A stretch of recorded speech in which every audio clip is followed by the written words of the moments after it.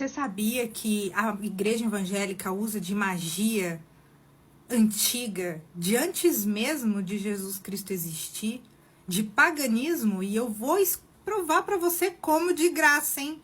Porque vão me triturar nesse vídeo e eu nem tô ganhando nada pra isso. Então, fica aí que eu vou te explicar coisinha por coisinha que eles fazem. Sabe quando você tá lá no culto e o pastor coloca a mão assim na sua cabeça? Sabe o que ele tá fazendo? Ele tá canalizando do universo que a gente chama dentro da magia de energia de cura. Então ele tá usando o corpo dele de transporte para trazer uma frequência universal para você, fazendo com que você receba aquela cura ou aquela bênção. Universalistas chamariam isso de reiki. E isso já existe na magia bem antes de Cristo. Jesus Cristo usou em posição de cura. Os pastores copiaram para ele e depois falaram que é pecado você aprender, porque isso é só para os servos ungidos de Cristo. Você não pode saber. Em posição de cura, cura energética, não foi lhe dado esse dom, querido. Somente para os pastores. Sabe aquele olhinho ungido que você paga 10 mil reais pro pastor para ungir sua casa? Né? Não vamos falar mal do padre, porque o padre, querendo ou não, ele dá a bênção de graça, né? Então, até que a igreja católica não tá tão errada assim. Mas o seu pastor cobra 300, 600 reais pelo óleo ungido que você paga aqui na bruxaria. A gente chama isso de talismã. Tá bom? Então, a mesma coisa de fazer um talismã energético para vocês. Esse óleo ungido por intenção. Então, ele põe uma intenção naquele óleo, unge, você paga 600 reais com tanta fé de que aquilo vai funcionar. E, querido, aquilo funciona.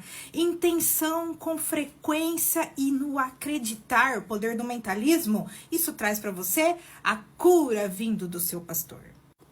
Sabe aquele louvor que vocês fazem em grupo? Quando tá todo mundo junto, cantando, colocando uma emoção naquilo para louvar a Deus? Sabe que isso se chama egrégora?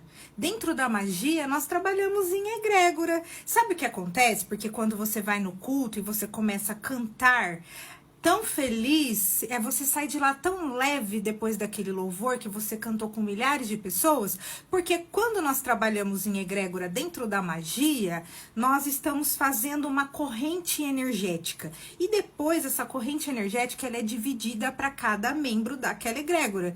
Então a energia é tão grande, tão poderosa, que acontece o sistema alquímico de purificação. Aí a pessoa sai leve, como se ela tivesse tomado um monte de Rivotril. Por quê? Porque, de fato, a egrégora dividiu a energia entre eles. E isso existe dentro da alta magia há muito tempo, só que você não pode saber. Só o seu pastor pode saber trabalhar com egrégoras, você não pode.